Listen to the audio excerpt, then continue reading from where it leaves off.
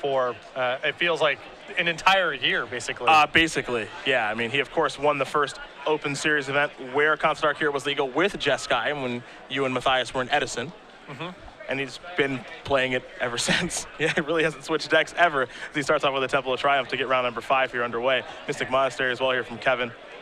Chad with a Temple. We'll see where this card's going to go as he resolves his Scry. He's going to leave it on top, pass it back over to Jones. Does Jones have the turn 3 Mantis Rider? That is the question. He'll start by playing a Flutterstrand. He'll sacrifice that. Down to 19 he goes. Arguably in this spot, Goblin Rabble Master is the real prize. I would prefer to have that given the option. He will get a basic island. But either one of those 3s right now is excellent. As long as he has something to do on turn 3 that's not land to go, I think you're pretty happy if you're Kevin Jones. It's going to be a Hordling Outburst.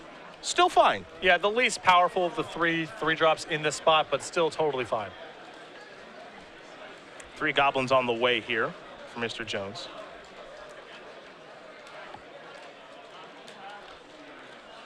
One copy of BioBlight in Chad's main deck this weekend. Kevin going to come across here for 3 points of damage. BioBlight's really on a decline. Yeah, a lot of those spots have been taken up by Ultimate Price now with the rise of Stormbreath Dragon decks and Green Devotion strategies. Abzan Charm going to resolve here for Kastel.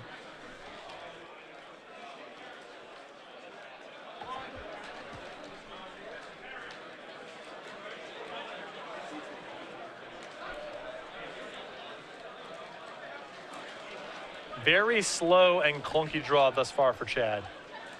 And this can happen. Yep. There's a Thoughtseize. Kevin going to show the goods. 2 Dig Through Time, Stoke the Flames. Ojutai's Command and Goblin Rabble Master. I'll tell you, Ojutai's Command it got really popular almost out of nowhere. There are a lot of really good 4 and 5 mana creatures floating around in Standard right now that are getting played a lot, and that card is going to be Cryptic Command in a lot of spots against those decks.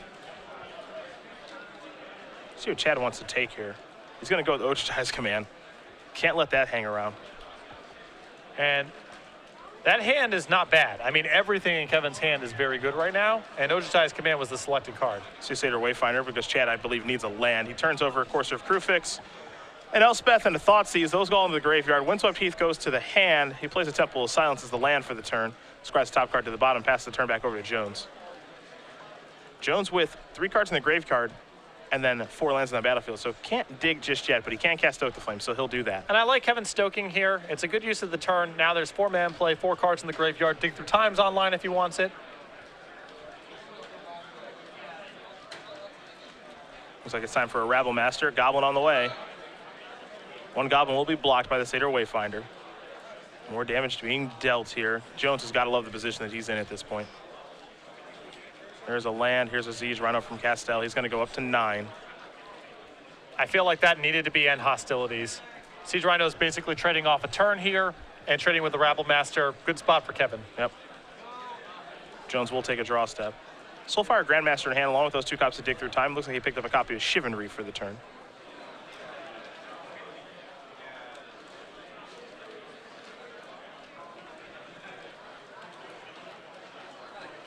Here comes a Goblin token from the Rabble Master. Everybody's coming in. Rhino will trade with the Rabble Master, of course. 4 damage will come across. Kastel's going to go down to 5. Virtual 4 with that Windswept Heath in the battlefield. Jones will play the Shivan Reef. It's time for a copy of Soulfire Grandmaster with the ability to still cast Dig Through Time. Kastel will take a draw here. One of these players has been playing a much more efficient game so far than the other. Night and day, really. Chad's trying to play catch-up, and his cards are super powerful, so he might get close to be able to do that. But now here's a Dig Through Time to maybe cement Kevin's advantage. Yeah, one of these players has been tapping out in most turns, and I think the other one's about to die with a lot of cards left over in hand. Typically, how Abzan loses. Yep. If they get to cast out their cards, they're basically impossible to beat. Also implies the game went on for a long time. Yep.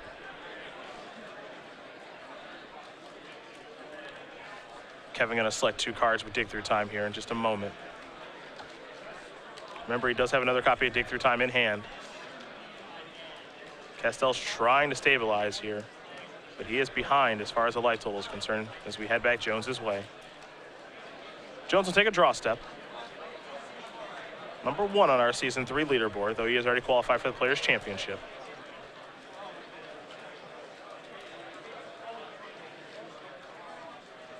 Hand does not look great here. Yeah, I think he might have just found a couple lands off of his copy of Dig Through Time. Siege Rhino going to block. Kastel down to 5. All Jones can do is pass the turn back. So we head back Chad's way. Drew planes for the turn. And of course, right now for Kastel, it's all about getting those spells out of his hand. And he needs to pick up some points of life too, get some blockers going as well. See what this is. Corsair Crewfix. Top card, Windswept Players, Tooth. just a couple of minutes left to sign up for the 3 o'clock Modern Challenge. You can sign He'll up. take that. He'll for enter the 3 battlefield. o'clock Kastel's up to Modern Challenge 6. At side events. Top card now, Llanowar Waste. He'll sacrifice the Windswept Teeth. He'll stay at the same life total, of course, given that Corsair's on the battlefield. He'll sacrifice the Windswept Teeth as well. So 2 Heaths in the graveyard. 2 lands going to enter the battlefield. He'll get a Forest and a Plains. Yeah, Chad pausing there momentarily to ask, you know, do you have Stoke the Flames? Do you have Valorous Dance? But I think if Kevin had either of those cards in hand, you would have seen him use it last turn on the Siege Rhino or on Chad's face as appropriate. 3rd Rhino's a big deal there. I mean, Chad is now not only back in it, but I would argue ahead. Maybe a little interest in attacking with the Siege Rhino that's on the battlefield. I don't mind it with Kevin at 10. I mean, it is a risky attack here. Chad might feel like he can play defense for one more turn and then start attacking with both Siege Rhinos. I think you know what I prefer. Getting in with one. Oh, yeah. I don't mind it. You don't win by not attacking. The problem that I have with attacking with the Siege Rhino is that one of Kevin's cards in play is Soulfire Grandmaster, and it makes it likely that Kevin just gains a bunch of life if he has a burn spell in hand, and then you're the one under attack, and Kevin's got enough life points to race you. So I think I prefer holding tight for just one turn. You're probably right. But I like attacking. I appreciate your instincts, don't get me wrong. I like attacking too. But I think if that, like, imagine that Soulfire Grandmaster is a Goblin Rabblemaster or is a Seeker of the Way.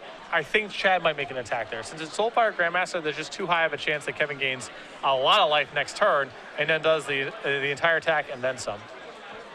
Another Dig Through Time here for Jones. He'll take a look at the top 7, take 2 cards with him.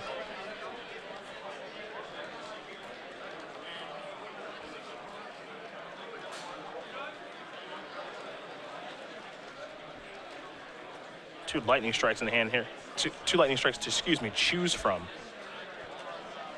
Among other options here for Jones. Well, the second Lightning Strike is on a bit of diminishing returns because Kevin has 6 mana and Soulfire Grandmaster can play for at least a little while. He can cast it and get it right back. But it's still probably, I mean, I think he wants 1 Lightning Strike for sure. He might just need to deal 6 to something. Right. That's the problem.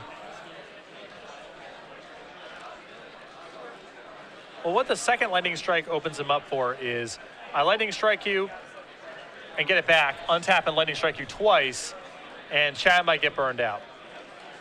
Can't forget that Kevin is also gaining life when that's taking place, Exactly. too. He's got a bit of a cushion now.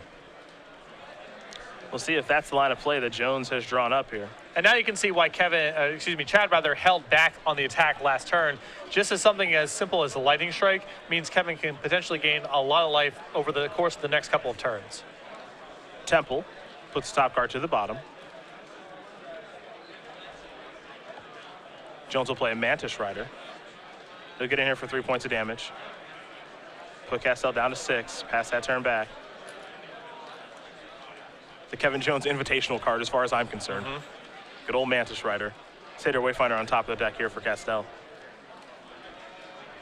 See how aggressive he wants to get. The problem is that Chad is getting to a spot now where he can't really hold on to the game by blocking. Even with a removal spell, he's at 6. He's facing down Soulfire Grandmaster. Kevin's just resolved Dig Through Time. I think Chad has a sense that he needs to get the game over with if he can, as fast as possible. Sandstorm Citadel enters the battlefield. Gain a life. Kastel up to 7.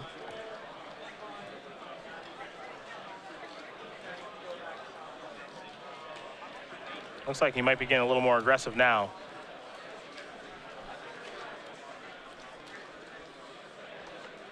Look at a great look at Kastel's hand. He does have a copy of Obzon Charm over there.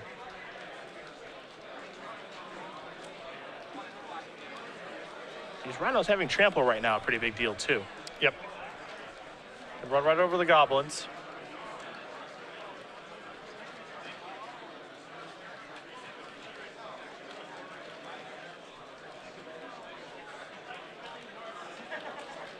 And just like we've seen Chris Van Meter rip a copy of Siege Rhino, of Stormbat Dragon to good effect over the last year, Kevin Jones and Mantis Rider has been much the same story. Oh, yeah. Obzon Charm is going to take care of the Mantis Rider. Kastel looks like he's going to reluctantly pass the turn back. You can tell he doesn't want to. You can tell he feels like he's supposed to attack. I don't know which is right. I think he's got to make an attack with something here, because otherwise he's looking at 3 turns before he can threaten to win the game. There's just so many cards off the top of Kevin's deck right now that are a disaster for Chad. Well, Chad's going to pass back. Kevin will take a draw step. Looks like he has at least 1 copy of Lightning Strike in hand. He'll play a Plains. Now it's time for Jones to do some thinking about maybe what does Kastel have in his hand. For example, a card like Dromoka's Charm, or Dromoka's Command, pardon me, is a little worrisome. Now, you can argue that maybe Chad would have pulled the trigger on that by now, but maybe not. Yeah, I think that if you're in Kevin's seat, yes, you are worried about that card, but most likely Chad does something with it proactive on the previous turn instead of casting Obzon Charm. Kevin going to pass the turn back. Chad going to draw Satyr Wayfinder. Of course, there's Krufix on top of the deck.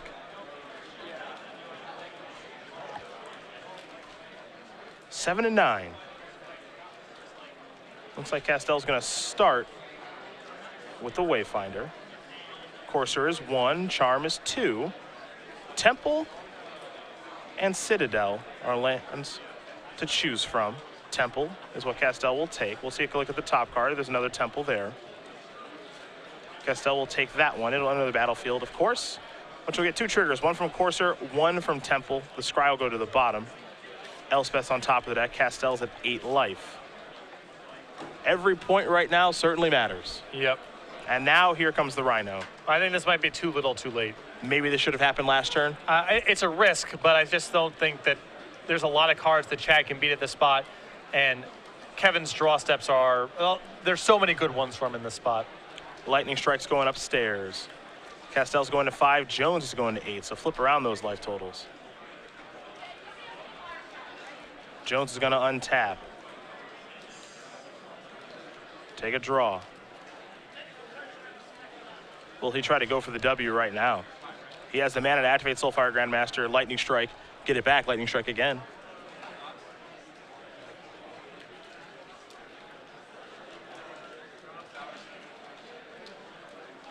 It's just an issue of how much respect you give to Dromoka's Command here. I mean, he could basically wait another turn, say go, untap, at the end of Chad's turn, use Lightning Strike and rebuy it, untap, Lightning Strike and rebuy it, and then Lightning Strike again to play around Dromoka's Command. If he goes for it right now and Chad has Dromoka's Command, he's down the Lightning Strike for forever, and then Chad's really starting to threaten him. So if Chad's not attacking for lethal next turn, Kevin may wait 1 more turn to play around Dromoka's Command. He's under no rush. Yeah. What's really interesting about this, too, is we're talking about Dromoka's Command so much. I know you have Chad's deck list in front of you. I don't think he's playing any. No. And when you think about Obzon Control, typically they don't play any, but also it's, truth be told, really player to player on if they play 1, 2, any. Right. Well, here's the thing. If Chad does something that causes you to have to go for it, then Kevin has the ability to kill him at instant speed right now. So if Chad does something like play Sorin or play Thoughtseize, Kevin just goes for the kill in response. Yep. But if Chad does nothing to warrant that, well, why not wait? Kastel's going to play Obzon Charm on the end of Jones's turn. Going to put 1 counter on each Siege Rhino. Make them into 5-power creatures. And you see Kevin kind of shrug his shoulders and say, I guess we'll go for it now. So he's reaching. Here's Lightning Strike. Says, I'm going to go upstairs. Put you down to 2. Bring me up to 11. and going to try to kill you, and that's going to get it done. So Kevin Jones going to win game number 1 here over Chad Kastel. Jeskai aggro does take the lead here over Obzon Control. And that was exactly the play in question there. Chad was doing something that was threatening lethal next turn. That caused Kevin to pull the trigger. But if Chad didn't do anything, Kevin can wait one more turn to be really safe about it. Well, we're going to go to the sideboards here. We will start with Kastel and his Obzon Control deck as he'll be on the play here for game number 2. He has a copy of BioBlight, Hero's Downfall, Read the Bones, 2 copies of Dromoka's Command, End Hostilities, and Ugin the Spirit Dragon, 2 copies of Nissa, 2 Drown Sorrow, 2 Duress, 2 Self-Inflicted Wound. Really like the copies of Duress in this matchup and the spot removal spells BioBlight, Hero's Downfall. Other side of things here for Jones, looking at 3 Anger of the Gods, 3 Master of the Unseen, 3 Disdainful Stroke, 2 Arishan Cleric, an Elspeth Sun's Champion, a Glare of Heresy, a Roast, and a Negate. I think a pretty safe place to start is the Glare of Heresy. Glare of Heresy, Elspeth, Roast, Negate, and Disdainful Strokes. Just sort of board into more of a control deck. Master of the Unseen is a little bit dangerous in this matchup because Chad can answer the ground, and he's likely to have Dromoka's commands post-board. Those might come in as well, but I definitely like the counter spells, the removal for Siege Rhino and Glare of Heresy and Roast. We'll see how these players do sideboard for game number 2. We'll talk about the Star City Games YouTube page right now. You can find the replays of this tournament and many more over at youtube.com/StarCityGames. Yeah, a lot of awesome stuff is archived over there, including all the Open Series event. We have Versus Series videos, premium archives. So after a month, those are free to access on the YouTube page, and we have some content that's exclusive to the YouTube page, like unboxings. Best of all, you can subscribe for free. Head over to youtube.com/StarCityGames. Get notified when we update to the YouTube page and check out the content that's archived there. One player who you'll find on a lot of those videos is Kevin Jones, someone who was qualified for our Players' Championship. We saw him in it last year. We'll see him in it again this year.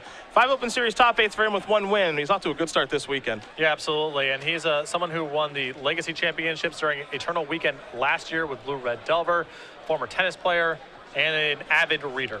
That's actually a fun fact about Kevin. He actually kind of taught himself how to play tennis. I am a horrible tennis player. I don't know about you. I've only played about a half dozen times, so I'm bad. But I also haven't really tried to maximize my potential. But he taught himself at the age of 10, and then he loves reading, as you mentioned, at least 1 mystery suspense novel every week. I have to ask him if he saw Gone Girl, which I watched in the hotel room yesterday. You somehow just fell asleep through it. Pretty easily. Pretty easily. I was exhausted, in my defense. One of the best movies of the past year, and you were just not interested. Right. I heard positive thing, but I was just out cold. Hey, yeah. Look, it's us. Is it? Oh, wow. Hey, what's going on? Why are we out there? I have no idea. I appreciate it, though. It's our commentator tokens from Grand Prix Charlotte. If you want to get some, you can't. You should have went to the Grand Prix. Just that easy. I bet this is Chad's doing. So, you and I, we're pretty good friends with Chad. I think a lot of people know that at this point. We've been pretty nice so far, but we know he's going to watch this replay, so we got to give him some sort of dig. Well, I mean, if Kevin 2-0s him, then that's the ultimate dig, right? I guess that's true, yeah. So we can hold off at least for a little while. Okay, perfect. You know what, Chad? Your glasses are stupid. Why do we even have to be the ones to say it, you know? I just call it like I see it. I don't like his glasses. Chad kind of fumbled around and died there. Maybe could have attacked 1 turn, not totally sure. It's unclear. Yeah, but we are very good friends with Chad. I will take a reader question right now. Excuse me, a viewer question, as you guys cannot read this broadcast. I will take a viewer question. I'm going to try to pronounce this name of Cal Duskrin. Sure, whatever. I'm going to go with that. If I got it wrong, I apologize. It's a Twitter handle. Who even cares? Maybe not even that person's name. Is there a game design problem with such a card as a single white mana, an 0/1 renowned creature with renown 3 or 4? So it has no power, but it has renown 3 or 4. Does renown say when you deal combat damage? It does. I mean, that design's a little too fancy. I mean, if it was in a file, I would advocate to cut it, but would not be the end of the world if it went to print. It's not ruining any games. Okay. It can get big, but you have to work to get it big. Right. I mean, it's, the design's a little too fancy for my taste. Your Defiant Strikes of the world? Yeah. Like, you know what design is really too fancy to a fault is Force of Savagery. That's the 8/0 trampler? That's the 8/0. That design is way too fancy. Naturally, this appeared in Future Sight. Yes, along with all the other designs that are way too fancy. Bridge from Below. Well, that is when you cast it, it just dies. Yep. Not a fun rare to open up in most boosters. Try to explain that to a new player. And of course, my favorite design that you brought up a couple of shows ago, Char Rumbler. Char Rumbler, negative power creature, that's pretty sweet. There's the Spell Weaver's something or other that's just a totally incomprehensible design. I think it's like Spellweaver's Altuve. Yeah, or there's something. It's the Rumbler is great. Yeah, negative power, clearly represented in the art. Yeah, I think it is Spellweaver Altuve, like the baseball player. I'm not sure. Yeah, but this said that design. If Renown was in Future Sight, that design would have been in the file that you just suggested. The 01? Yeah, the 01 with Renown. Spellweaver, what was that, Valut? I don't even know what that word is. Enchant instant card in a graveyard, already pretty simple. That's very clear what that means. That's true.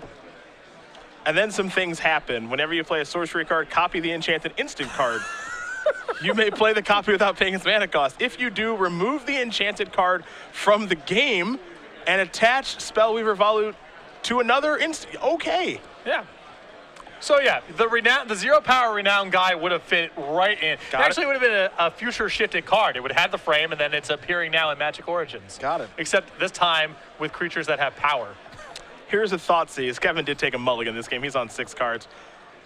I'm going to lay it out here and get a good look at the lands Kevin has. Shivan Reef, along with the Mystic Monastery. Mantis Rider, Soulfire Grandmaster, Glare of Heresy, and Stoke the Flames. Not a bad mulligan. No, a solid mulligan, but these hands are very vulnerable to Thoughtseize. Chad has an opening here of take a creature, kill a creature, now your hand's reactive, and we're playing a long game, which is right in Chad's wheelhouse. Certainly is. See what Chad does select here. The cards are all very different at this point. So Chad will have to take a look at his hand. Hasn't even used his Temple yet. He does have a Temple of Silence in hand. So land does not appear to be an issue here for Kastel. Looks like he's going to go with the Soulfire Grandmaster. By taking that, it seems as though he probably has an answer to the Mantis Rider. Well, this deck is flush with 3 mana removal spells. So Abzan Charm, Hero's Downfall, they both work. And Chad just trying to keep his head above water early on in the game, get into a position where he can take advantage of his more powerful spells. Mystic Monastery, pass the turn back over to Kastel. Kastel will take a draw step. He'll play a Forest, and it's a Courser. Top card here, Windswept Heath, pass it back. So it looks like he will be taking at least 1 hit from Mantis Rider.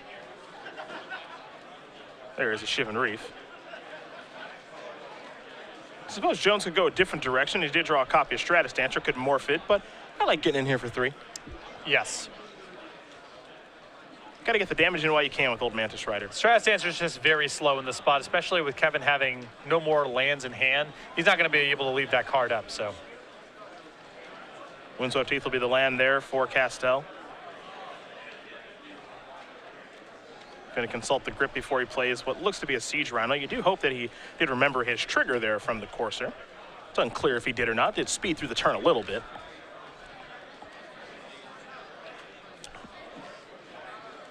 Looks like he may have seen the card below when he was flipping over, so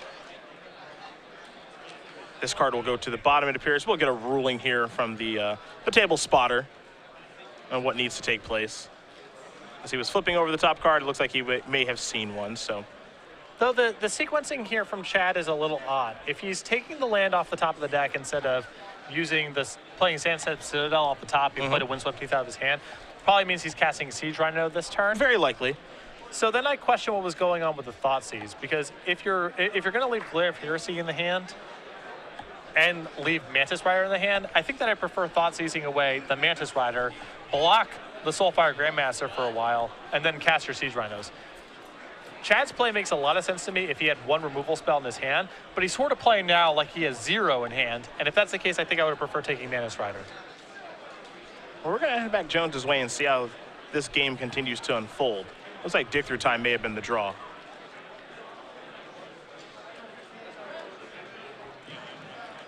Here is an attack.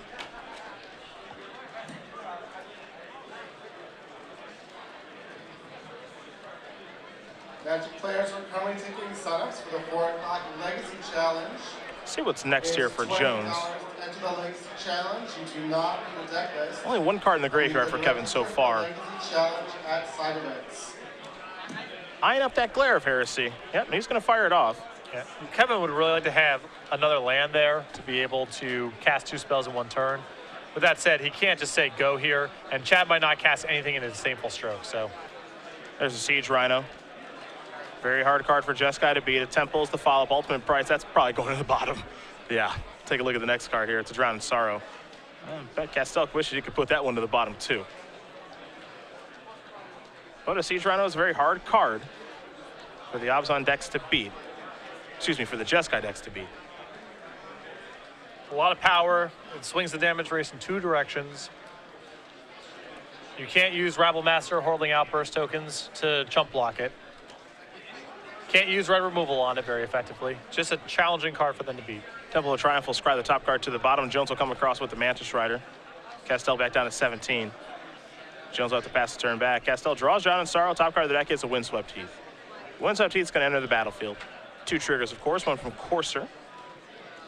There'll be a forest on top of the deck. We'll see if Chad wants to shuffle that away or not. Now it looks like he's going to come into the red zone. I was wondering if he's ever going to make this attack with the Courser or not. Well, now with Drown in Sorrow, it's a different incentive. Yeah, I feel like he's missed out on the opportunity a couple of times to bluff Abzan Charm. Possibly, yeah. There's no cost in him really. Well, I suppose the cost is Goblin Rabble Master. If he thinks that, you know, Kevin's just going to block or that the risk of Rabble Master is too high, then maybe just hold back. I agree there might have been some bluff attacks he could have gotten in, but if he respects the possibility of Rabble Master, then he should probably hold back. No one could argue, well, you know, the Abzan Charm will just kill the Mantis Rider, so. Right. Same with buffing. Like, you can't buff Bile Blight because that just kills. Yep. It would have to be some really weird trick. Again, 2-headed giant, round 1 pairings are being posted in 301. Stoke the Flames on the stack, targeting the Courser. Courser's now on top of the deck. Kastel did sacrifice the fetch land. Makes you wonder what the morph may be. Likely to be a Dent Protector. Mantis Rider going to come in here. Mantis Rider has dealt 12 this game, and Kastel's only at 15. Yep. A lot of life gain for this Abzan control deck. For a deck with no explicit life gain cards, the deck does gain a lot of life. There's a copy of Roast. There goes the Siege Rhino. Jones is setting up a pretty decent turn here because you have to imagine if that is Dent Protector, it would unmorph, get back the Siege Rhino, and then Jones is actually able to Disdainful Stroke the Siege Rhino. The problem is, as you mentioned, it's the life totals. I mean, yep. Kevin's the one getting beat up this game.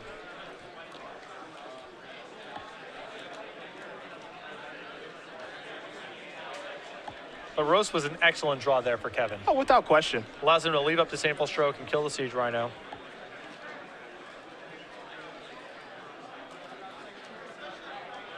Kastel will unmorph Dent Protector. It'll get a counter, of course. Going to get back Courser of Krufix, not Siege Rhino. And now Courser is the draw. So maybe Chad refusing to play into Disdainful Stroke that he thinks Kevin may have. Yeah, it's a little bit suspicious. Disdainful Stroke is a very popular card in Jeskai decks as a sideboard plan against Abzan. And Chad is saying, I think it's there, and I'm going to take my time with it. Here's an attack for 3. Jones doesn't want to block with Mantis Rider, but he's almost forced to because he's so low. He's already at 9. It's an ugly spot to be in, but with Dig Through Time in hand and the life totals the way that they are, he kind of has to block there. Another Courser, and now a Temple. Game 2, take a look at that top card, Satyr Wayfinder. That's going to go to the bottom. See what's next here for Kastel. Just an Urborg. That'll be a draw next turn. Jones will untap. 5 cards in the graveyard. Couldn't fire off a dig just yet. What's really awesome about what Chad's done this game is he's winning the offense and the defense battle. He's the one ahead on life totals and board presence, and the one winning the card advantage battle. Lenore Waste on top of the deck. That's going to enter the battlefield. 2 triggers there from the Coursers. Sandstep Citadel on top of the deck. Coursers are going to come into the red zone here. And Jones is going to need a real good dig through time to, I think, work his way out of this. Though Kastel's past couple draws have not been too great, just a few lands on top of the deck. Yeah, it's still just an issue of time and mana here. Kevin's going to fall down to 4 here. Even if he dig through times into powerful stuff, is it going to be stuff that can answer Courser Krufix because his deck doesn't do that very effectively? Is he going to be able to cast 2 spells in 1 turn? Because also, if you're on Kevin's side, you saw Chad get back that Courser Krufix when he had another Courser Krufix. It's obvious that Disdainful Stroke is on his radar.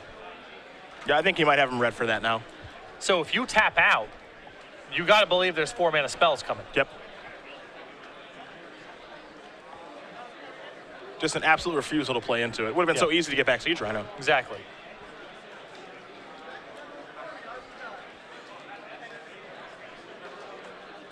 The life totals here, 19-4 in favor of Kastel.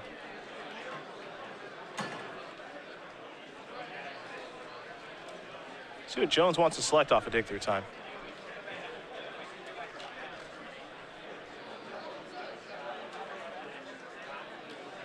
He's got his 2 cards that he's happy enough with. The other 5 will go to the bottom. You saw within that dig through time a copy of Master of the Unseen. Just a touch slow given the positioning. Yep.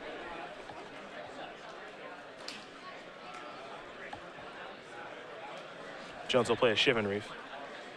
Here's Dragon Lord Ojutai. That can change some things. But as you mentioned, now the window is open for a card like Elspeth, though it's only on top of the deck. Yeah, we'll see if Chow is holding back any 4s.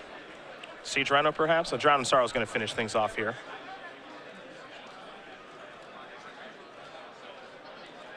Been a while since we've seen that card, actually. We saw it on top of Chad's deck much earlier in the game. And I think it's a situation where Kevin, he's forced to block. He's a 2. Yeah, he's facing lethal on that attack. He has no choice. Chad can leave Elspeth on top of his deck, and he can actually present lethal now with the Courser.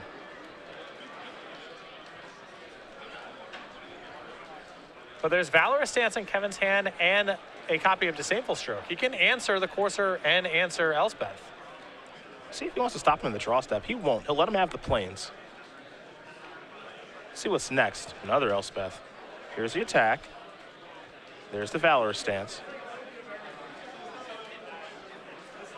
And Chad puts it right in the graveyard. Yep, he knows. It's going to get countered. Just too unlikely that it will resolve. Or too unlikely that it won't resolve. But if Kevin was going to Valorous Stance there, he should have done that definitely in the draw step. There's an Elspeth coming now. Yep. Battlefield forward to the draw. But Kevin has gotten this thing turned around. He's in great shape now. The mana is a little tough for Kevin with the 2 Shivan Reefs and a Battlefield Forge in hand. Normally, Jeskai doesn't mind dealing himself some damage. It's a weird spot right now. Now, he can still operate, but it's a weird spot. Stratus Insert is going to be morphed past the turn back. Elspeth the draw. There is Elspeth.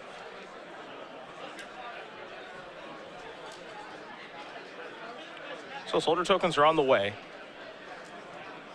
That's a card that unfortunately Stratus Dancer it can't counter. Yeah, it's only instants and sorceries. Yep. I know you're a Stratus Dancer guy. I am. Jones with dig through time. He's on the hunt for answers. Well, he's got to answer Elspeth, and he's got to leave 3 blockers back. He's fallen to 1 here, casting this dig through time. It's going to have to be one heck of a dig through time, I'll tell you that much. And he's got to be able to cast all these spells and not take a damage. Yeah, he's asking a lot. Very pretty tough. Kevin, it appears with just 1 Mantis Rider in hand right now.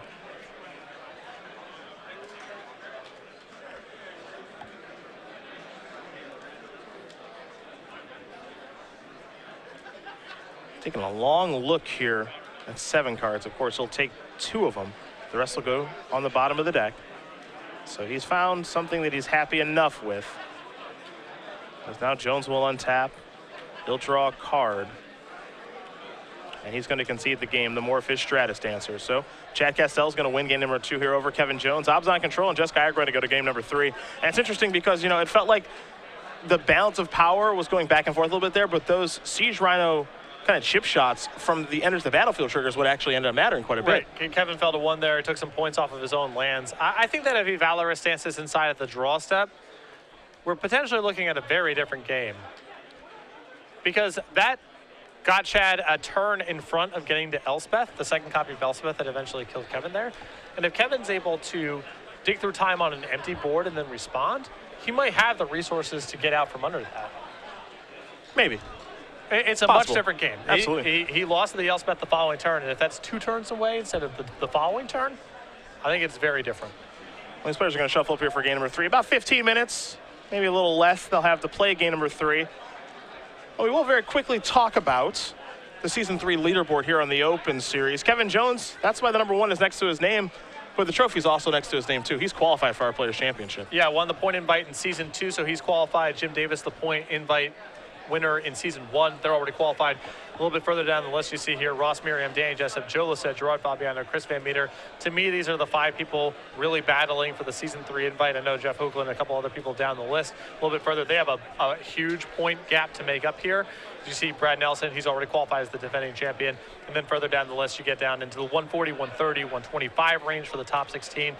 I think it's going to be a 5-person race. For Season 3, I think I agree with you. You know, some players are starting to climb up the leaderboard here. Eric Hawkins, Matthew Tickle, players from the Minnesota area. You know, some newer players like Caleb Scherer, Harlan Fear as well. So they're definitely putting in the work, and those players are here this weekend, especially in Harlan's case. I saw him a little bit earlier, and you know he's playing Just Sky, of course. So that's what the race does look like. We talked about Kevin Jones and him winning the the Season 2 invite. You see the picture right there, and of course, Ali Antrazi, he got the job done, won the Invitational, beat Chris Van Meet in the finals. Yeah, it was very close towards the back end of Season 2, but Kevin put together a very nice string of finishes in the IQs to lock up the invite coming into the Season 2 Invitational. And Ali Antrazi, as you know, the Season 2 Invitational champion with Tron in Modern. 5 players qualified for the Players' Championship. Jacob Wilson, Jim Davis, Ali Antrazi, Kevin Jones, and the defending champion, Brad Nelson. December 19th through the 20th at Star City Game Center in Roanoke, Virginia. 16 competitors, $50,000. Last year's was really good.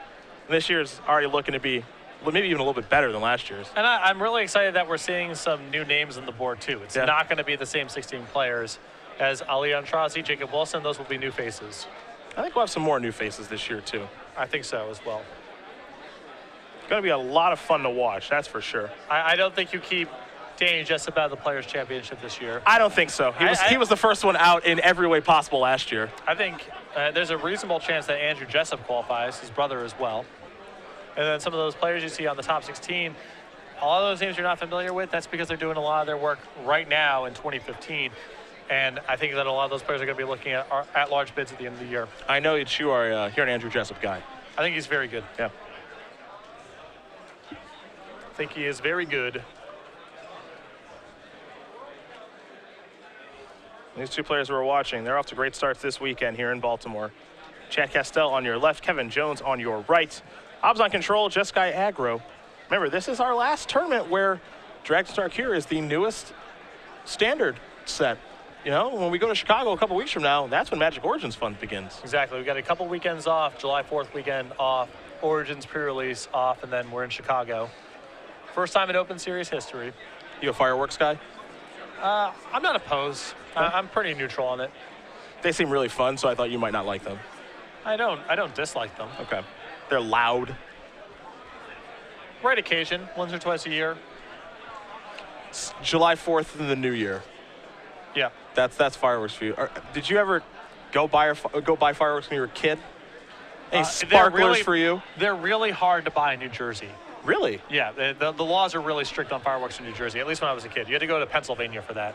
There's a lot of fireworks stores in Pennsylvania, too. Oh, yeah. That's a booming industry. Yeah, I don't know if you've ever taken the drive from, like, all the way through Pennsylvania, Pittsburgh to Philly or whatever. Yep. There's a million fireworks stores. It's crazy. South Carolina, too. Big industry in South Carolina. Sure. Chad going to start off with the thoughts. He's going to go down to 17 in the process. You saw Kevin start off with a Mystic Monastery. We'll get an idea of what Jones's hand looks like here. A couple of lands, call it the Mantis Rider, a Dragonlord Ochitai, a Soulfire Grandmaster, and a Stoke the Flames. Very solid hand here for Kevin. A little more durability against removal spells. Seems like a hand you're going to keep every time. Associate Kastel wants to take a see a couple of lands there, an Island and Temple of Epiphany. It's got to be one of the creatures, and it's just curve consideration here. Well, he's going to knock out the Soulfire Grandmaster, much like what we saw in the previous game. Yep. Flooded Strand the draw. Temple of Epiphany will be the play. Take a look at the top card here, Will Jones. Looks like he's going to leave it on top. We head back Kastel's way. It's another copy of Thoughtseize. That's timely. Going down to 14 is not great, but being able to take care of a Mantis Rider and leave Kevin with just Stoke the Flames and Dragonlord Ochitai along with a couple of lands, not so bad. Problem is these games have a habit of going on for a long time. Kevin gets a lot of draw steps, and a lot of his cards are burn spells or things with haste. So yeah, you're picking apart this hand, but if you drag the game out for a really long time, the 6 points of damage you took early on setting this all up could be really bad. Kastel is going to play a Temple, so he will scry. You know, if it's Mantis Rider or Rabble Master off the top here for Kevin, Chad's under a lot of pressure, and a function of that is going to be him being at 14 instead of 20. See what Jones left on top. He'll play a Flooded Strand. I'm just going to pass the turn back. Go Kastel's way.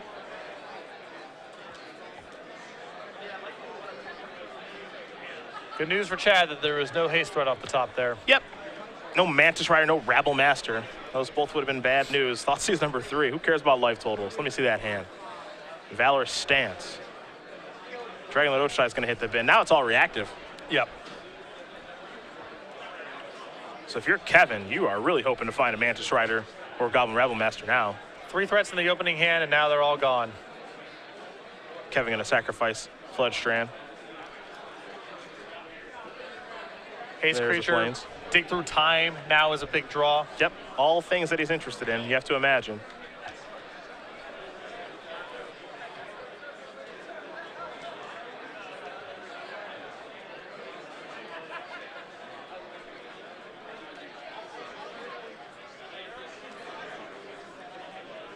To Jones we go. He'll play an island, pass the turn back. Kastel will take a draw step. He'll start by sacrificing his Windswept Teeth.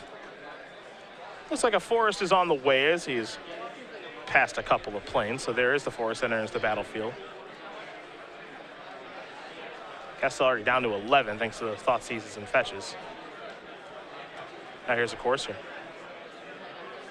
Ooh. Boy, that's a beating. That was a top deck there from Kevin Jones. Oshai's command. That'll come in, counter the Courser, and then Soulfire Grandmaster gets to come back. That's huge for Kevin Jones. Pretty swingy effect. Yeah, that was a huge turn. Battlefield Forge, past that turn, Kastel will take a draw. And now Stoke the Flames in Kevin's hand too. That's still hanging out. There's a self-inflicted wound. Actually, a good answer to that problem. Kevin might just fire off the Stoke right now because it does have lifelink. Yep. And Chad's going to go down to 4 here, so a Stoke off the top is lights out. Another incentive is now Kevin's mana is freed up. Now all of his top decks are easy to cast. He Sure. doesn't have to worry about a duress snagging that Stoke the Flames if he draws something that requires all of his mana. Mantis Rider would be huge here, be able to protect it with Valorous Stance. Let's see what the draw was. Oh, yeah, sure. I'd shrug my shoulders too. Dig through time is pretty good. Yep. He's able to find Stoke plus land, it's over.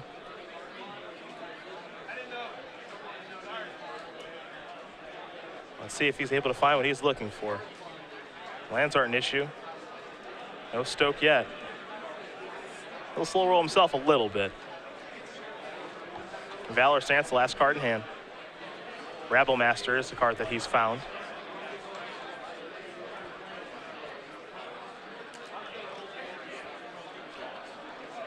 The real prize here is burn spells, but I don't think there's a lot of that left in his deck. That's probably the first thing that gets boarded out. Stoke is powerful enough that you keep it in, but cards like Lightning Strike probably not in the deck anymore. Looks like Kevin's going to take Rabble Master and Master of the Unseen, or at least he's deciding if he wants Master of the Unseen. Looks like he's going to put that to the bottom. Dig through time done resolving. Here's the Rabble Master. See if this is able to make a Goblin. Looks like it is. So no ultimate price there for Kastel. Kastel's going to go down to 3. Now would be a good time to draw a Siege Rhino. Chad has no answers. All he can do is extend the hand. Kevin Jones going to win this match here over Chad Kastel. 2-1.